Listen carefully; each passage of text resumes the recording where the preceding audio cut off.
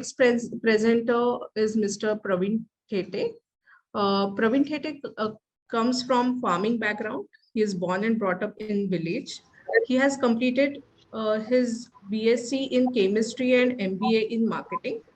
Praveen started his volunteering activity with local environment conservation groups while studying his MBA. He started his career as a project officer in Center of Environment Education on Western Ghats Eco Club, a school-based project. While studying wild fruits in School of Western Ghats, he understood the importance of wild fruits in the local environments. Praveen started studying wild fruits from 2013 till date, and his interest is going up. Now he is studying Baneri Bor berry, which is famous for its taste. Praveen's next line of action work is on wild wood apple, karwant, mango, jamun, etc. Currently, Praveen is working with Lend a Hand India organization as a senior trainer of agriculture gardening. We welcome you, Praveen sir. Today, he will be talking about Baneri Bor, reviving people's local genetic heritage. So I have made you co-host. I think you can start with your screen sharing. Thank you, Yeah. ma'am. Yeah, your screen is visible. Yes जैसे कि ma'am ने बताया कि मैं बानेरी bore पे थोड़ा सा काम कर रहा हूँ।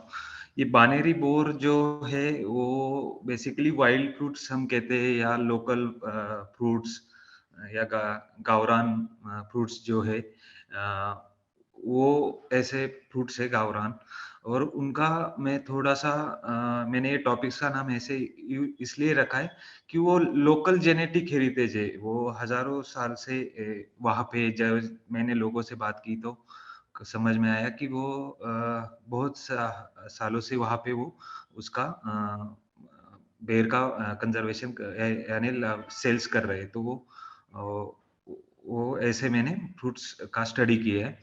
वो उसका बोटेनिकल नेम हम कह सकते हैं कि जिजस्पस मॉरिशियाना या इंडियन जुजुबे इंग्लिश में हम कहते हैं उसे। ये वाइल्ड फ्रूट्स का Praveen, yes. Sorry, I'll just do a quick translation of what you said, just to make sure that some of our attendees who may not understand Hindi or Marathi also are able to follow us. So, can you just, yes, thank you. So, Praveen is going to talk to us about his work with a particular tree which is found in the Baner area of Pune, and his interest through this work is actually in a broad area of what can be called as a wild fruit, or a sort of local variety of or a village or a rural variety of the Indian jujube or the Rhizopus mauritiana as it's called. And the reason why he's calling it the Baneri Bor, because in his discussions with the people of that region, which today has become quite urbanized, he realized that this particular variety was being cultivated there for maybe over 1,000 years. And it is a local genetic heritage. And Praveen will talk about it. And I will basically try and do quick translations into English so that any of our attendees who don't understand Hindi can also get it. Thank you, Praveen. Please continue. Thank you, sir. मैं यहाँ पे overall wild fruits का importance इस slide पे मैं share करना चाहूँगा। बाद में हम बानेरी बोर पे जा सकते हैं क्योंकि बानेरी बोर is one of the type of the wild fruits. तो हम सोचते हैं कि वाइल्ड फ्रूट्स मीन्स जो जंगल में पाए जाते हैं, लेकिन उसके अलग अलग पहलू है जो हम समझ सकते हैं कि क्या क्या इम्पोर्टेंस हो सकता है हमारे बायोडाइवर्सिटी के लिए। तो उसमें से एक है कि वाइल्ड लाइफ। जैसे कि हम जानते हैं कि वाइल्ड फ्रूट्स जो मोस्टली ईटन खाए जाते हैं, तो एनिमल जो वाइल्ड फ्रूट्स हो गए तो एनिमल के साथ उनके लिए बहुत इंपॉर्टेंस होते हैं। जैसे कि स्क्विरल से या वाइल्ड एनिमल से जो जंगल में रहते हैं, उनका मेनली फूड ज्यादा इंटेक अगर होता है तो वो वेजिटेट यानी जो वेजिटेटिव एनिमल्स होते हैं उनके लिए वो वाइल्ड बेर या वाइल्ड जामुन ऐसे फ्रूट्स बेसिकली खाए जाते हैं। उसके साथ बर्ड्स का भी मोस्टली बर्ड्स जो हम जानते हैं कि बर्ड्स का फ्रूट्स के साथ ज्यादा यानी इंटेक रहता है। तो मैंने बानेरी बोर पे 15 से 20 टाइप के बर्ड्स देखे कि जो बेर खाने आते हैं और उसका वो इनडायरेक्टली वो जर्मिनेशन के लिए भी हेल्प करते हैं। उसके बाद है डोमेस्टिक एनिमल्स, जैसे कि हम वाइल्ड एनिमल भी कहते हैं लेकिन डोमेस्टिक एनिमल्स का भी ये स्टेपल फूड होता है, जैसे कि गोट है, शीप्स है या कैमल है। उनके जैसे एनिमल्स जो है उनका जो लीप उसके खाकर वो बेसिकली न्यूट्रिशन ले लेते हैं। इंसेक्ट है जैसे कि बिटल्स, हनी बीज और ये सारे इंसेक्ट उनके ऊपर बहुत सारे डिपेंडेंस रहते हैं। ये ह्यूमन बींग्स के लिए हम मैं बताना चाहूंगा कि सर आप बायोडाइवर्सिटी का अगर थोड़ा सा एक्सप्लेन कर देंगे तो ह्यूमन बींग्स पे जा सकते हैं। Right. So Praveen just told us that he will actually talk about the concept of wild fruits, within which he will then locate later the Baneri board. So when we are looking at wild fruits or wild fruit trees, these are part of biodiversity and they actually support a whole range of biodiversity. For example, there is wildlife like squirrels, but also other mammals that feed on wild fruits and depend on these wild trees for their feeding needs. Birds, for example, in the case of Baneri boar, Praveen has documented about 15 to 20 species, and these play an important role from their feeding perspective, but also from the perspective of germination. Similarly, domestic animals, especially sheep, goat, camels, and others also depend on this fruit for their nutrition needs. And then there are insects, including beetles and so many others. And of course, there's a role for pollination. So there's this whole range of biodiversity which wild fruit species support. Over to you, Praveen. Thank you, sir. मैं biodiversity से अलग नहीं करना चाहूंगा human beings, they are the part of it, but थोड़ा सा हम हम ह्यूमन बींग्स हमेशा अपना सोचते हैं, तो उस हिसाब से मैंने थोड़ा सा इसमें इनपुट रखा है कि ह्यूमन बींग्स के लिए क्यों ये ज्यादा इम्पोर्टेंस है। तो ये सोचकर मैंने कहा कि हमारे न्यूट्रिशनल हेल्थ बेनिफिट्स, जैसे कि वाइल्ड जो बेर्स होते हैं या वाइल्ड फ्रूट्स होते हैं उनकी अलग अलग टेस्ट होती है। जैसे का हमने मैंगो भी लिया या बेर भी लिया तो खट्टा, कोई ज्यादा खट्टा रहेगा, कोई कम खट्टा रहेगा, मीठा रहेगा या स्वीट्स रहेगा, जैसे या बीटर कहते हैं हम उसको। तो ऐसे टेस्ट अलग अलग रहती है, तो उनमें अलग अलग न्यूट्रिशंस होते हैं, कुछ प्रोटीन्स होते हैं अलग लेवल के। तो हमें वो न्यूट्रिशनली हमें वाइल्ड फ्रूट से ज्यादा मिलते as compare to our commercial crops कह सकता हूँ मैं उनको, कमर्शियल फ्रूट क्रॉप्स। तो वाइल्ड फ्रूट में वो ज्यादा न्यूट्रिशनल वैल्यूज होती है। जैसे कि हम सोचते हैं कि सिर्फ एज अ न्यूट्रिशनल बेनिफिट्स नहीं, लेकिन कुछ टाइम हम उसका फूड इंटेक भी करते हैं। जैसे कि बच्चे दिन भर कभी कभार सिर्फ वो वाइल्ड फ्रूट्स खाकर ही दिन गुजारते हैं, तो उनका पूरा होल डे का इंटेक ही वाइल्ड फ्रूट्स होता है। या कभी कभार फास्ट होता है लोगों का, तो फास्ट होते फास्ट होने के वक्त वो दिन भर बेसिकली हमारे यहाँ फास्ट में हम जो रेगुलर फूड इंटेक करते हैं वो करते नहीं, तो फ्रूट्स हम ज्यादा प्रेफर करते हैं फास्ट के दिन। तो वो ये वाइल्ड फ्रूट मैंने जब बानेरी बोर का स्टडी किया था, तो वो लोग जब फास्ट रहता तो दिन भर वो बानेरी बेर का ही खाकर वो रहते थे, तो फास्ट उनका पूरा बेर के ऊपर ही रहता था। बेसिकली एग्रीकल्चर में मैं कहूंगा कि ये वाइल्ड फ्रूट्स बहुत इंपॉर्टेंट है।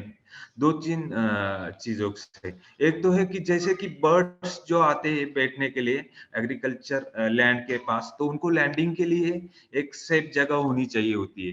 तो अगर फार्म के बाउंड्री पे अगर पौधे हैं ऐसे वाइल्ड फ्रूट्स, तो वहां पे वो वाइल्ड फ्रूट्स का बेसिकली कैनोपी बहुत बड़ा होता है, तो वो उस पे बेसिकली सेफली लैंडिंग कर पाते हैं। और बाद में वो हमारे फार्म में जो कुछ इंसेक्ट है या लार्वा है, उनको वो कैटरपिलर है, उनको खाकर वो हमारा इनडायरेक्टली पेस्ट कंट्रोल का भी काम करते हैं। दूसरी बात होती है कि एग्रीकल्चर में अगर हम मैंगो क्रॉप्स ले रहे हैं और कमर्शियल जैसे कि हापुस है या अल्फांसो कहते हैं, अल्फांसो या केसर, तो उसमें अगर एक दो तीन वैरायटीज ऑफ वाइल्ड मैंगोज लगा दिए ना, तो हम उसका प्रोडक्शन इनडायरेक्टली बढ़ता है। जैसे कि वो जो पॉलिनेशन प्रोसेस होती है उसमें वो पॉलिनेशन अच्छी तरह से हो पाता है, और हमारा प्रोडक्शन जो हमें एग्रीकल्चर में चाहिए होता है वो भी बढ़ता है। तो ये भी एक मेजर रोल होता है एग्रीकल्चर में वाइल्ड फ्रूट्स का। उसके अलावा जो कुछ ज्यादा बड़ी कैनोपी हो, तो इससे वो जो लीव्स लैंड पे गिरते हैं, तो उससे सॉइल रिच जो न्यूट्रिशनली होती है वो एक अनदर बेनिफिट्स है। इकोनॉमिकली जैसे मैंने बानेरी बेर का जो स्टडी स्टार्ट किया था, तो उसका मेजर बैकग्राउंड ही यही था कि वहाँ के लोगों को वो इकोनॉमिकल सपोर्ट करता था। जैसे कि वो पूरे बानेरी बेर पुणे में या पुणे डिस्ट्रिक्ट में ही नहीं, सिर्फ मुंबई या मुंबई के आसपास के लोग वहाँ खरीदने आते थे खड़की मार्केट में, और वहां से वो बानेरी बोर खरीद कर जाकर मुंबई में एरिया में बेचते थे। और अभी भी पुणे के कुछ लोकल रीजन में बानेर बोर नहीं है अभी क्योंकि उनका पॉपुलेशन ही कम हुआ है, तो फिर भी लोग कहते हैं कि ये बानेरी बेर है और आप खरीदिए। तो ऐसा वो इकोनॉमिक्स हर एक वाइल्ड फ्रूट के पीछे होता है। सोशली कल्चरली जैसे कि मैंने जब स्टडी किया, तो लोगों के बहुत सारे लगाव रहते हैं, हर एक पेड़ का अलग अलग स्टोरीज होती है। जैसे कि हमने जब स्टडी किया था ना, तो वाइल्ड मैंगो का एक स्टोरी मिला था कि देव के एक अम्बा है, उसके नीचे बैठकर जो मैंगो गिरा जिसके नजदीक, वही वो प्रसाद समझ के खाता था। तो लोग वहाँ पूरा लोग एक साथ इकट्ठा होते थे, और सब जब गांव के पूरे लोग इकट्ठा होते हैं तो कुछ अच्छी बातें करके ही वो गांव के लिए भी बेनिफिशियल हो जाती है। यानी जब लोग जमा होते हैं तो कुछ अच्छी बातें करते हैं, तो वो एक सोशली उनको गैदरिंग पॉइंट होता है। दूसरा, कुछ कल्चर्स डेवलप होते हैं कि लोग एक जगह आकर बैठने के लिए कुछ स्पेस होनी चाहिए, तो वो बेसिकली वाइल्ड फ्रूट्स की कैनोपी बड़ी होती है, और कल्टीवेटेड फ्रूट जो हम कमर्शियली कल्टीवेटेड करते हैं उनका कैनोपी इतना बड़ा नहीं होता है, तो वो लोग उसके नीचे नहीं बैठते। जो वाइल्ड फ्रूट्स है बड़े बड़े, उसके नीचे आकर ही बेसिकली बैठते हैं, और कुछ एक कल्चर डेवलप हो जाता है। उसके बाद एजुकेशन, जैसे कि एजुकेशन भी एक उसके पीछे हो सकता है। जैसे कि बच्चे जब वाइल्ड फ्रूट्स को तोड़ने जाते हैं, तो उनको 50 से 100 बार उस फ्रूट्स को गिराने के लिए या उसको पिक करने के लिए ट्राई करना पड़ता है। लेकिन क्या होता है कि जब 50-100 बार अनसक्सेसफुल होने के बाद एक बार सक्सेस मिलता है, तो वो सेटिस्फेक्शन होता है। लेकिन ये अनसक्सेसफुल एक्सेप्ट या वो अनसक्सेसफुल उनको मिलने में क्या हम पचाने के लिए या वो उसको एक्सेप्ट करने के लिए भी वो जो 50 बार फेंक कर एक बार मिला है, उसको वो कंपेयर कर पाते हैं। यानी वो अनसक्सेसफुल उनको समझ में आ जाता है, वो अंडरस्टैंड कर पाते हैं। और बाकी के एजुकेशन सिस्टम में हम देखेंगे तो फॉर्मल एजुकेशन में कहीं हम अनसक्सेसफुल एक्सेप्ट करने की techniques, accept sports accept sports, बाकी की जगह पे हमें अनसक्सेसफुल कैसे एक्सेप्ट करना है वो समझ में नहीं आया, यानी वो बच्चे लर्न नहीं कर पाते। उसके बाद सबसे इम्पोर्टेंट बात होती है कि हैप्पीनेस, जो कि हम जब वाइल्ड फ्रूट्स खाते हैं तो अलग अलग टेस्ट होती है। हमेशा हलपेंसो खाएंगे तो एक एक सेम ही टेस्ट रहेगी, या हमेशा एक ही बेर खाएंगे तो वो सेम टेस्ट रहेगी। लेकिन हर टाइम पे अलग अलग फ्रूट्स खाएंगे तो एक हैप्पीनेस आ जाता है। और बच्चों को अलग अलग बेर या वाइल्ड फ्रूट्स गिराकर वो जो खाते हैं तो उनसे अलग अलग उनको तरह के से फ्रूट्स मिलते हैं, तो वो एक हैप्पीनेस उनमें आ जाता है। सर आप इलेबोरेट कर सकते हैं? Thanks, Praveen. So Praveen started off by saying that Hello. although I'm talking of human beings separately, actually human beings are part of biodiversity itself. But since we like to also look at human beings and the advantages that they have. So the first is a nutritional and health benefit, wherein the fact that the taste of wild fruits is different. One tree or one group of trees is different from the others. Sometimes they are bitter, sometimes they are sour, sometimes they are sweet. So nutritionally and health benefit wise, they offer much more than typical commercial fruits. These wild fruits are also source of regular food. So there are days during which children may spend the entire day actually living off wild fruits, or during fasting. He saw that during fasting, for example, the Baneri boar amongst that population in Baner was often the only source of food that they would take in the form of a fruit. Similarly, in agriculture, to plant wild fruit trees at the edge of farms has multiple advantages, including the fact that these trees find favor with birds. Birds in turn drop, have their droppings falling in that area. It adds value to the soil. And additionally, it also means that these birds are then feasting upon insects and caterpillars that otherwise create problems for the agricultural crop. Economically, Praveen said that, for example, the Baneri boar in itself has got a sort of star status.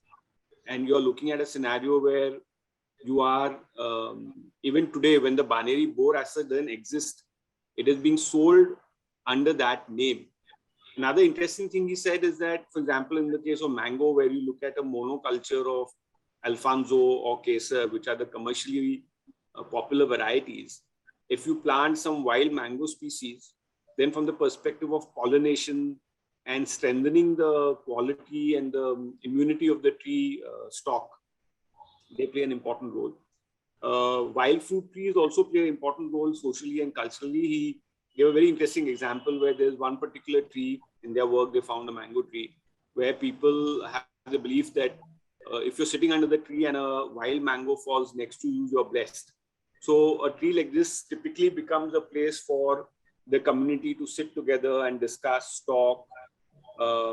And these kind of trees, the wild fruit trees, are more popular or accepted as a place to sit than commercially cultivated trees. And there could be different reasons for it, but there's a greater social and cultural acceptance. And education, he made a very interesting point where when children are trying to harvest wild fruit, they may fail 50 times to succeed after that. And this sense of failure and success is something which wild fruit trees offer, as opposed to, a commercially available fruit which is served to you on your plate. And of course, happiness, when after trying 50 times, you're able to get a fruit, or the taste is a surprise. This brings about a lot of happiness, and all these aspects are very important in terms of what wild fruits provide. Over to you, Praveen. Thank you. बानेरी बेर का importance, एक wild fruits का importance क्या है, इस पे हम अभी बात करनी है। बेसिकली बानेरी बेर जो मैंने स्टडी किया था ना, तो उसमें मुझे ये ध्यान में आया कि वो बेर्स जो है ना, मूला और राम नदी, ये दो रिवर्स बानेर में संगम होता है उनका। तो वो दो रिवर्स के बाजू में ज्यादा वो बेसिकली डेवलप हुई है ये वैरायटी, ये दो रिवर्स के एरिया में। और रिवर्स के एरिया में जो सॉइल्स होती है वो ज्यादा यानी रिच होती है न्यूट्रिशनली, तो मे बी उसके कारण ये बानेरी बोर उस तरीके से डेवलप हुए। जैसे कि मैंने कुछ रिवर्स बाजू में डिगिंग देखा है बिल्डिंग्स के लिए, तो 30 टू 40 फीट तक नीचे ब्लैक सॉइल है, यानी न्यूट्रिशनली रिच सॉइल्स है। तो इतना ज्यादा वो अच्छी तरह से न्यूट्रिशनल सॉइल है इस रिवर्स के बाजू में, तो इसलिए मे बी वो रिवर साइड्स पे इस तरीके से डेवलप हुई। और बेसिकली वहाँ का जो बायोडाइवर्सिटी, यानी वहाँ के जो बर्ड्स होंगे, जो एनिमल्स है, स्क्विरल्स लाइक दैट, तो उनको जो सपोर्टिव फूड्स है, तो वो बेसिकली यहाँ पे बानेरी बोर प्रोवाइड करते हैं। उसके बाद ये बानेर बोर्स है ना, वो आजू सिर्फ बानेर विलेज का ही नहीं, लेकिन आजू बाजू के 2-3 विलेज जैसे कि सूस, पिंपरे-निलक या पाषाण, ऐसे विलेज में भी वो फेमस थे, यानी वहाँ पे भी वो कल्टिवेटेड किए जाते थे और एज अ बानेरी बोर कह के वो बेचे जाते थे। तो वो सराउंडिंग एरियाज विलेजेस में भी लोकली फेमस थे। हिस्टोरिकल हेरिटेज, जब मैंने लोगों के साथ, वहाँ के लोकल लोगों के साथ बात की ना, तब मुझे उन्होंने बताया कि भगवान राम ने ये बेर यहाँ पे डाले थे और उसके कारण वो बेसिकली ये फेमस है। लेकिन हम कल्चरली या कोई मानता है या न माने, भगवान राम ने डाले या नहीं, लेकिन एटलीस्ट हम उसको वो हजारों साल, यानी 4 से 5 हजार साल तक उसका इतिहास पीछे लेके जा सकते हैं, या उसे हम कह सकते हैं। और हमें एज ए एनवायरनमेंट हमें मालूम होता है कि कोई भी स्पेसीज अगर डेवलप होनी है जेनेटिकली, तो उसे हजारों लाखों साल लगते हैं। तो वो इतने पुराने सालों से वहां पे एटलीस्ट डेवलप हो रही थी, और अभी वो हिस्टोरिकली इतनी इम्पोर्टेंस है कि वो 4-5 हजार साल तक पीछे हम ले जा सकते हैं उसका इतिहास।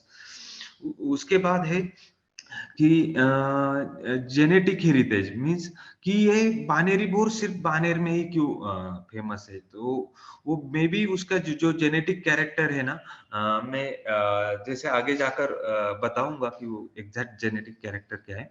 लेकिन हजारों लाखों साल से वो सिर्फ इसी एरिया में पाए जाते हैं, बानेर एरिया में, और उसके कारण वो एक जेनेटिक उसका कैरेक्टरिस्टिक डेवलप हुआ है।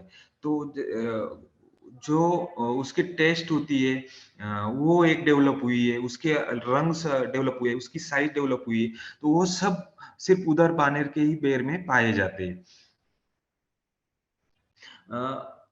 और मोस्ट इम्पोर्टेंट, जैसे कि ये लोगों का, इधर का लोगों का है ना, वो एक प्राइड था कि हमारे गांव के बेर है। वो कोई गेस्ट भी आते थे तो उनको वो बेर खाने को देते थे, या उनको घर जैसे हम किसी गेस्ट को एक कुछ देते हैं रिटर्न गिफ्ट या कुछ ऐसे, तो वो गेस्ट को वो बेर दिए जाते थे। अभी भी कुछ लोग हैं कि वो उनके घर के आजू बाजू में बेर का पेड़ है, तो वो लेके आते हैं और बाकी के लोगों को बांटते हैं। तो लोगों का एक लगाव भी है ये बानेरी बेर के पीछे। दूसरा, वो सेल्स करते थे, तो उनका एक इकोनॉमिकली उसके पीछे ये होता है कि एक हम क्या कहते हैं, इकोनॉमिकली वो सपोर्ट करते हैं, तो उनको एक अलग लगाव होता है उसके पीछे, वो पेड़ पौधों के लिए पीछे। तो ये पीपल्स का हेरिटेज मैं कहता हूँ कि लोगों को वो बेर के जो बानेर के पूरा जो लोग हैं उनको बहुत उसके ऊपर प्राइड है। और ये बानेरी बेर एक मैं साइन कहूंगा कि जो भी दुनिया भर में जो भी लोकल वाइल्ड फ्रूट्स होते, तो ऐसे कुछ उसके बहुत सारे इंपॉर्टेंस एस्पेक्ट हो सकते हैं जो हमें मालूम नहीं रहते कि हमारे गांव में एक वाइल्ड फ्रूट पे पौधा है, लेकिन या कुछ टाइप के वाइल्ड फ्रूट्स है, लेकिन हम उसे इतना इंपॉर्टेंस नहीं देते। लेकिन उसका इंपॉर्टेंस कितना हो सकता है, जैसे कि ये बानेर बोर पूरे एरिया में या डिस्ट्रिक्ट में, मुंबई में इवन कुछ अर्बन एरियाज में फेमस था, और लोगों को वो एक लोगों को लिए भी वो एक प्राइड का ये था। तो इसका इम्पोर्टेंस हम समझकर सिर्फ नॉट ओनली पीपल्स के एस्पेक्ट से बट बायोडाइवर्सिटी के एस्पेक्ट से भी हम उसे समझ सकते हैं कि ये इम्पोर्टेंस बहुत सारा है। ये एक एग्जाम्पल मैं कहूँगा, इसलिए मैंने ये इम्पोर्टेंस रखा है कि ये बाकी के जो दुनिया भर में ऐसे वाइल्ड फ्रूट्स है वो इससे एक साइन मिलता है हमें कि wild fruits are important. Sir आप थोड़ा सा Yeah. explain Praveen, कर I सकते हैं? also request you to switch on your video so that when you are speaking, we can see you. I think it will add some flavor, some binary board flavor to your talk. So, what Praveen said is very interesting. He said that if you look at the binary board, it has a very clear or very interesting sort of physical location, which is at the confluence of two rivers, an area which is very rich in soil, and where this tree grew wild but was also cultivated. And while it took the name of binary boar, this species was also cultivated in neighboring areas like Sus, and there too it was called by the same name. So in some sense, the wild fruit species also made the area of Baner known in the surrounding areas. It's a historical heritage, and there is a lot of history associated with it in terms of we may or may not believe per se the stories that go with it, but it just shows how important the tree has been to this area and how important it is from a perspective of cultural, social connections, why people are so strongly attached to it. Similarly, this is also a genetic heritage because the kind of size, color, fruit, taste, and so many other aspects are unique to this tree or this tree found in this limited area. It's also the heritage. It's a common people's heritage. People are proud. They have memories associated with it. They gift it even today when they have visitors. It's an identity of theirs. They also go out of their way to, retain that memory today. And I'm sure Praveen will talk more about that. And at a broader level, what Praveen is saying is that this is not just a question of one Baneri boar found in the Baner or surrounding areas. It is actually a larger phenomena of wild fruit species that are found in our surroundings, which have a great value, and we don't always appreciate that value. And so through the Baneri boar example, he's also telling us that there are such species everywhere and we need to give it importance. Praveen, you can please continue, and if you start your video, please, then I'm sure people will like to see you while you're speaking. Thanks. Basically जो बानेरी bore है उनका characteristics है, वो क्यों famous है इतने, या लोगों को वो क्यों पसंद आते हैं खाने में, लोग खरीदते क्यों थे, और वो इतना अच्छा क्यों है टेस्ट। तो बेसिकली हर वाइल्ड फ्रूट का एक अलग अलग टेस्ट होता है, और हर एक वाइल्ड फ्रूट्स अपने टेस्ट को लिए फेमस होता है, या टेस्ट अलग होती है उसकी। जैसे कि मैं एक बैकग्राउंड देना चाहूंगा इससे पीछे कि ये बानेरी बेर का ही कैरेक्टरिस्टिक्स होता है क्या। लेकिन लार्जली जो वाइल्ड फ्रूट्स पाए जाते हैं, मैंगो हो, जामुन हो, या बेर हो, या जैक फ्रूट्स, हर वाइल्ड फ्रूट्स का अगर बानेरी बेर का एग्जांपल लिया तो अगर 1000 पेड़ है तो 1000 अलग टाइप के कैरेक्टरिस्टिक्स है, may be very taste, colours, size, और उनका पकने का स्टाइल, पकने का टाइमिंग, यानी कुछ मई में यानी कुछ दिसंबर में पकेंगे, कुछ जनवरी में पकेंगे, वो ये राइपिंग पीरियड्स भी अलग हो सकता है। तो 1000 पेड़ है तो 1000 अलग कैरेक्टरिस्टिक्स होती, उससे अलग बेनिफिट्स हमें मिलता है, क्योंकि हर एक का टेस्ट अलग है, तो हर एक अलग अलग न्यूट्रिएंट वैल्यू हमें मिल जाती है। टेस्ट अलग मिलता है तो हैप्पीनेस अलग मिलता है। हर टाइम हम एक ही टेस्ट खाएंगे तो वो सेम अच्छा नहीं लगेगा। आज मैंने खट्टा खाया तो कल मीठा खाऊंगा तो वो एक अलग मजा होता है। तो वाइल्ड फ्रूट्स का। तो वो एक कैरेक्टरिस्टिक्स वाइल्ड फ्रूट में पाए जाते हैं, वो हमें एक न्यूट्रिशनली बेनिफिट्स तो देते हैं, लेकिन एक हैप्पीनेस का भी एक बेनिफिट देते हैं। तो ऐसे कैरेक्टरिस्टिक्स हर एक वाइल्ड फ्रूट का, बानेरी बेर का भी है। लेकिन एवरेजली मैंने जो कुछ हाइलाइट्स कैरेक्टरिस्टिक्स है, तो वो मैंने जो समझे, मैंने स्टडी किया था 54 बोर्स का मैंने कैरेक्टरिस्टिक हर एक बोर का टेस्ट करके देखा, हर एक बोर का वेट करके देखा, या उनका पकने का टाइमिंग देखा, पकने का स्टाइल देखा, ये पकने के बाद कैसे लगते, कच्चे कैसे लगते। तो ये सब देखकर मैंने कुछ कैरेक्टरिस्टिक्स समझे उसके, और वो मैं आपसे शेयर करूंगा अभी। तो बेसिकली 2 से 3 सेंटीमीटर डायमीटर का बानेरी बेर होता है। एवरेजली वो साइज हर एक बेर की होती है।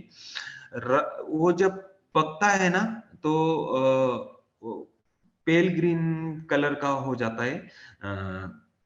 उसके बाद जब भी वो पकता है तो opposite side of the stall, यानी हम डेट बोलते हैं उसको, तो टिप के साथ, फ्रूट के टिप के बाजू में से वो पकने को शुरुआत करता है।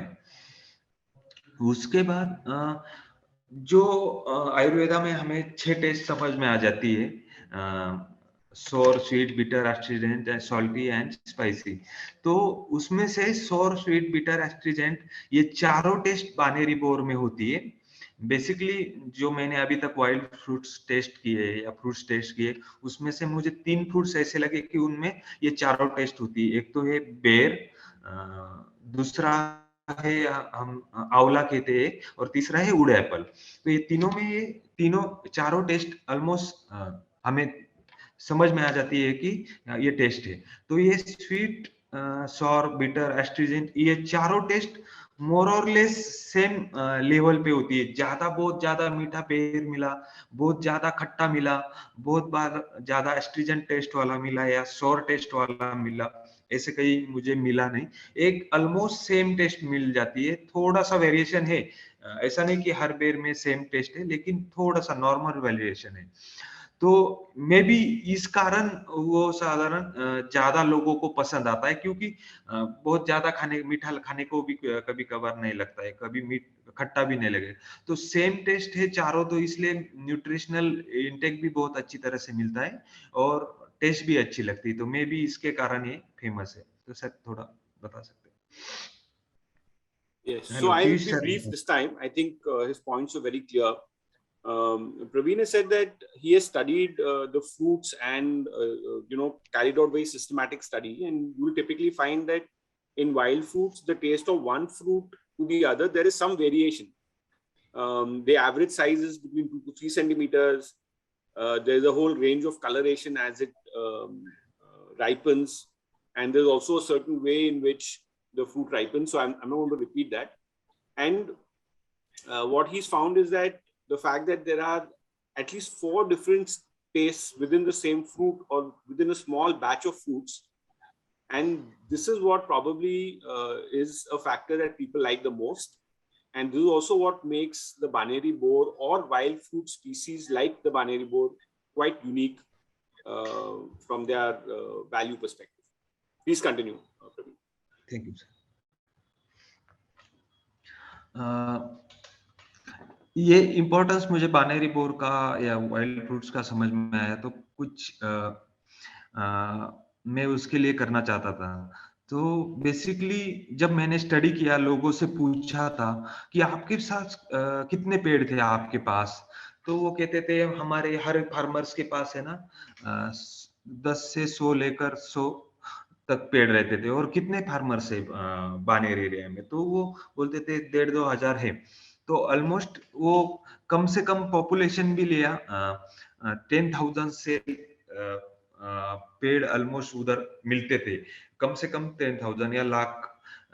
वो लोग कहते थे कि लाख पर भी है, यानी लाख से ज्यादा है। लेकिन मैं कम से कम जब स्टडी किया तो उसमें समझ आया कम से कम पकड़ा तो भी 10,000 से ऊपर पौधों बानेरी बोर थे। और ये 10,000 के 10,000 अलग अलग कैरेक्टर के, यानी रंग, टेस्ट, राइपिंग पीरियड या साइज, तो हर एक का अलग अलग कैरेक्टर था। तो वो सब इतने सारे पौधे थे और कुछ 20-30 साल में पिछले वो 100 से भी कम हुए। यानी मैं ढूंढ कर 55 पेड्स को स्टडी कर पाया जो कि बेर प्रोडक्शन देते थे। अदर कुछ स्मॉल थे तो उनको मैंने बेर प्रोडक्शन नहीं था तो इसलिए मैं वो स्टडी कर नहीं पाया उनका। तो इतनी ज्यादा पॉपुलेशन थी और पिछले 20-30 सालों में 1%, लेस देन 1% रह गई। तो उसके लिए क्या कर सकते, तो मैंने नर्सरी ऑफ बानेरी बेर बनाई, जो लोगों के साथ ही मिलकर हमने नर्सरी बनाई थी। और मैं हर साल वो थोड़ा थोड़ा नर्सरीज बनाता रहता हूँ कि हर साल में 2-3 हजार सीड्स कलेक्ट करता हूँ और उससे नए सैपलिंग्स करके डिस्ट्रीब्यूट करते रहता हूँ। तो नर्सरी ऑफ बानेरी बेर्स मैंने बनाई। उसके बाद लोकल पीपल्स या ग्रुप्स का इन्वॉल्वमेंट, जो नर्सरी बनाने से लेकर जो सैपलिंग्स बने हैं उनको मैंने लगाने के लिए जो लोकल एनवायरनमेंट एक्टिविस्ट ग्रुप है या पीपल्स है उनसे हेल्प लेकर बानेर के एरिया में ही बानेर हिल पे या रिवर साइड, जो राम नदी रिवर साइड है, वहां पे उसका प्लांटेशन किया है। लेकिन बेसिकली ये मैंने जो कहा कि ये जेनेटिक कैरेक्टरिस्टिक्स ज्यादा डेवलप हुआ है रिवर साइड पे, और हिल्स पे ग्रासलैंड जैसा इकोलॉजी था। तो हिल पे लगाने के लिए क्यों लगाना पड़ा, क्योंकि नीचे अब पूरा अर्बन एरिया डेवलप हुआ है और वहां प्लांटेशन के लिए जगह नहीं है। और बेर्स का एक कैरेक्टरिस्टिक्स ऐसे होता है कि उसको थॉर्स होते, वो जो बच्चों अगर कुछ सोसाइटी भी लगाना चाहती है तो लगाती नहीं, क्योंकि वो कांटे होते हैं उसको, तो वो कांटे के कारण वो लगाते नहीं। तो जब उसका प्लांटेशन किया तो बेसिकली हिल एरिया पे ही ज्यादा किया है और कुछ रिवर साइड पे, राम नदी के रिवर साइड में किया है। उसके बाद लोकल रिवर साइड प्लांटेशन, जैसे कि मैंने कहा कि राम नदी के एरिया में हमने प्लांटेशन किया। फ्यूचर प्लान्स ये है कि अभी तक मैंने जो कंजर्वेशन एक्टिविटी की है कुछ लोकल ग्रुप्स को लेकर या पीपल्स को लेकर की हुई, लेकिन फ्यूचर में मैं थोड़ा सा उसको एक्सपांड करना चाहता हूँ। जैसे कि लोकल कॉर्पोरेट से जो पॉलिसी को पॉलिसी में इम्प्लीमेंट करने में मेजर रोल्स उनका रहता है। तो वो लोकल कॉर्पोरेट्स का उनको मालूम है बानेरी बेर क्या है और उनका इम्पोर्टेंस भी मालूम है, लेकिन वो कहाँ लगा पाए, कैसे लगा पाए, उनका इन्वॉल्वमेंट अगर बढ़ जाए तो मैं वो एक ट्राई करने वाला हूँ। दूसरी बात होता है जो गार्डन डिपार्टमेंट से बेसिकली वो रिस्पॉन्सिबल होते हैं, जो लोकल पब्लिक गार्डन होते हैं या रोड साइड प्लांट्स होते हैं, प्लांटेशन होता है या रिवर साइड प्लांटेशन होता है, तो उनमें गार्डन डिपार्टमेंट का इन्वॉल्वमेंट बेसिकली होता है। तो वो एक गार्डन डिपार्टमेंट्स के साथ कुछ बात कर अगर रिवर साइड पे प्लांटेशन के वक्त ये बानेरी बोर को कंसिडर किया जाए अगर लोकल एरिया में, तो वो बहुत इम्पोर्टेंस होगा। जैसे कि अभी न्यू कुछ स्मार्ट सिटीज पॉलिसीज आई है या लोकल एनजीओज है, इनको भी इन्वॉल्वमेंट करके लोकली हम कंजर्व करना चाहते हैं। अभी एक थोड़ा सा मैं एक एस्पेक्ट बताना चाहूंगा कि मैं लोकली क्यों कर रहा हूँ कि ये अगर बानेर अर्बन एरिया ही हो गया तो लोकली रिवर साइड पे क्यों। तो वो जो जेनेटिक कैरेक्टर डेवलप हुआ है वो रिवर साइड पे हुआ है और उसे मैंने डिस्ट्रीब्यूट किए, बाहर भी किए, महाराष्ट्र में बहुत सारी जगह पे डिस्ट्रीब्यूट किए, लेकिन वो जेनेटिक कैरेक्टर वहां जाकर थोड़ा सा टेस्ट चेंज देगा वो, या उसकी वहां पे जो सॉइल है उसमें जो न्यूट्रिशन अलग लेवल का होगा, तो वो अलग लेवल की टेस्ट या अलग लेवल का थोड़ा सा उसका कैरेक्टरिस्टिक डेवलप हो जाएगा। यानी वाइल्ड रहेगा वो, लेकिन एग्जैक्ट वो बानेर के जो जेनेटिक कैरेक्टरिस्टिक्स है वो थोड़े से चेंज हो जाएंगे। तो इसलिए अगर उसे जेनेटिकली हमें कंजर्व करना है तो वो बानेर एरिया में उसका प्लांटेशन करना चाहिए या करना चाहता हूँ मैं। तो ये ऐसी बात है। तो सर पीयूष सर आप थोड़ा सा elaborate। So basically, Praveen said that when he talked to the local population there and tried to estimate the number of trees that must have been in the Baner area, his estimated at least 10,000, whereas people probably said that over 100,000, over 1 lakh. And today there is probably less than 100 trees left in that area. Over a period of time, he has been collecting seeds of these, and he has set up a nursery of the tree along with involving local groups. With these local groups, they have also planted the tree on hillsides where in Pune, where this is a very popular activity of planting trees on hillsides. But he feels that the heritage of this tree is actually along the river. And because the area around the river has got really urbanized, they are trying to plant along the riverside also, but there is a mix of hillside and riverside plantation. In terms of his future plans, he thinks that the involvement of local corporators, the elected representatives who play a role in policy and decision making at the local level, involvement of the garden departments. The garden departments have extensive planting along roadsides, along the rivers and gardens, and also, these newer initiatives like smart city, involvement of local NGOs, etc., is an area where he wants to intervene.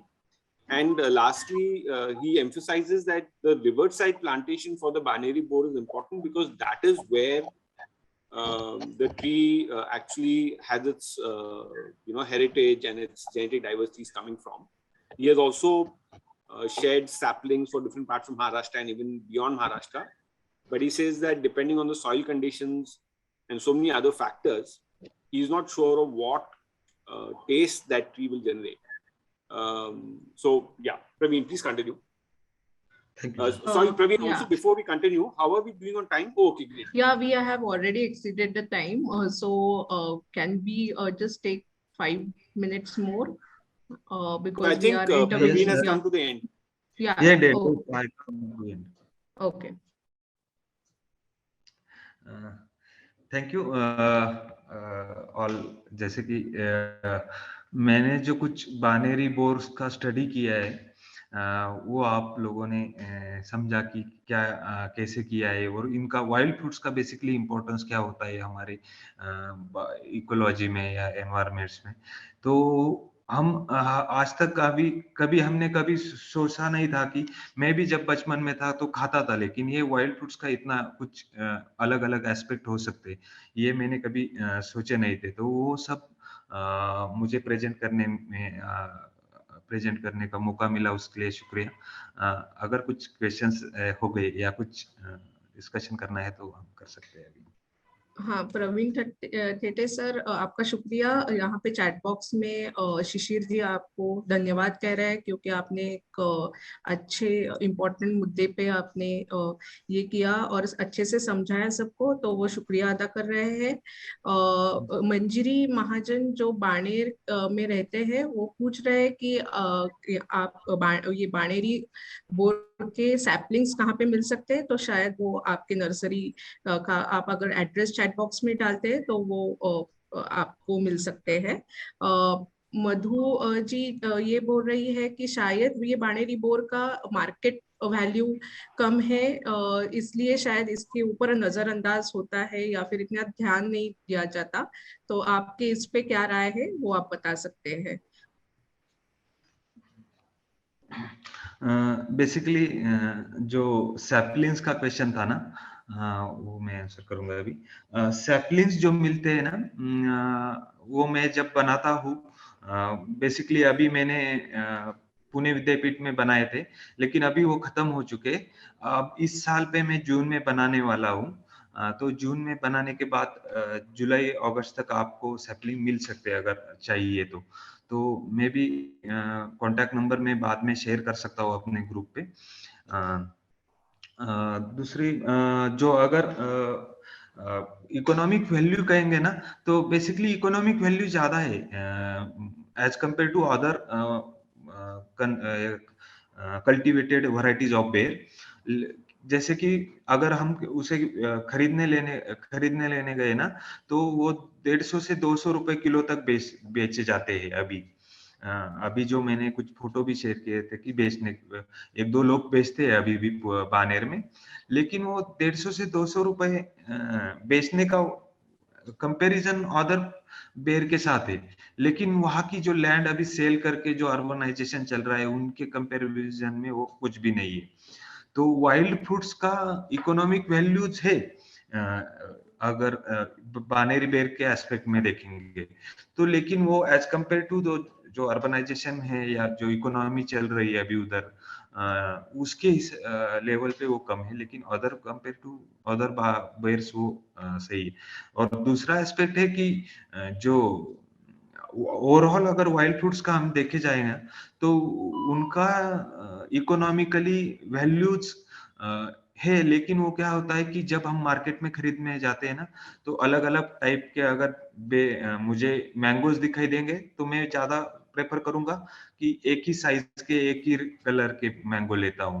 तो वो society का एक रवैया होता है कि wild fruits यानी वो अच्छे नहीं है और जो कल्टीवेटेड वैरायटी है वो अच्छा है। तो वो साइकोलॉजी के ऊपर है basically, economic of value of the wild fruits.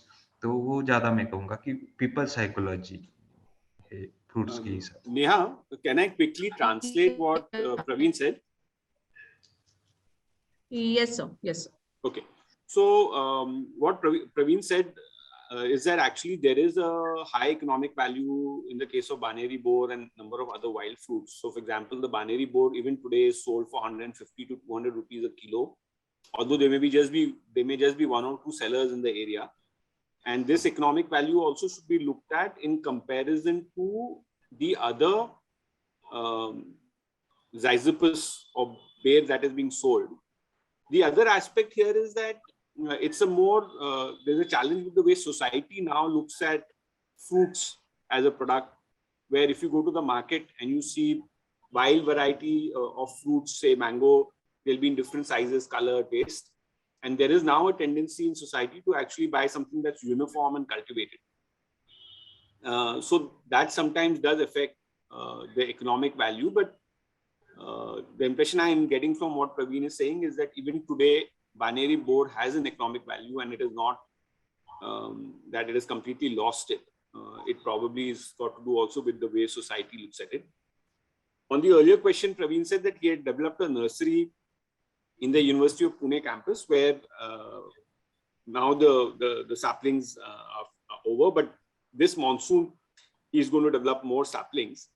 And maybe by July or August, some saplings will be ready and he'll be happy to distribute amongst people who are interested. He'll also share his contact numbers in the chat box.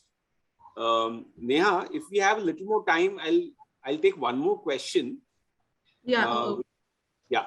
So, Praveen, Shishir ji has talked about, उन्होंने ये पूछा है आपसे कि आप जो काम कर रहे हैं उनको बहुत पसंद आया और आपकी जो भाषा है और आपका जो तरीका है काम का बहुत सिंसियर लगा, बहुत आपने सिंपल भाषा में ये सब बताया है। क्या आप फ्यूचर में ये सोच रहे हैं कि आपका ये जो काम आप और भी वाइल्ड फ्रूट्स पे करें इसके अलावा, और ये इकोलॉजिकल रेस्टोरेशन के पर्सपेक्टिव से भी बहुत इंपॉर्टेंट है और इसका कनेक्शन लोकल इकोसिस्टम और इकोनॉमी से भी है, तो इसके ऊपर अगर आप कुछ आपके विचार शेयर कर सकें। Thank you. Yes sir, thank you sir for the appreciation. Basically मैंने वही टारगेट किया है जो मैंने एक प्रेजेंटेशन में भी एक इम्पोर्टेंस ऑफ बानेरी बोर में कहा था कि ये साइन है बानेरी बोर as importance value of other wild fruits. तो वही मैं ये काम को एक साइन समझता हूँ कि मैं जब आगे जाकर मेरा टारगेट है कि वुड एप्पल एक फ्रूट से जो मैंने कहा था कि वुड एप्पल है या जामुन है, तो ऐसे फ्रूट्स जो है उनका मैं आगे जाकर करवंद उनका जाकर आगे जाकर मैं कंजर्वेशन या उनका इम्पोर्टेंस लोगों तक पहुंचाना चाहूंगा। दूसरी बात है कि सिर्फ वाइल्ड फ्रूट्स ही नहीं, तो जो रान मेवा कहते हैं हम, जो वाइल्ड फ्रूट्स वाइल्ड में जंगल में पाए जाते हैं, जैसे कि हम क्या कहते हैं, मुझे एक्चुअली इंग्लिश में नहीं आ रहा है ना, नॉन टिम्बर फॉरेस्ट प्रोड्यूस। हाँ यस यस, जो जंगल में पाए जाते हैं जो हम खाते बाद में जंगली फ्रूट्स के, तो वो सारे भी आगे जाकर कंजर्व या इम्पोर्टेंस उनका करना चाहूंगा मैं, ऐसे प्लान है थोड़ा। Excellent. प्रवीण, आप चैट बॉक्स में प्लीज, बहुत लोगों ने कमेंट्स दिए हैं आपके टॉक पे, तो प्लीज वो पढ़िएगा. Yes, sir. With this, thank you, Praveen.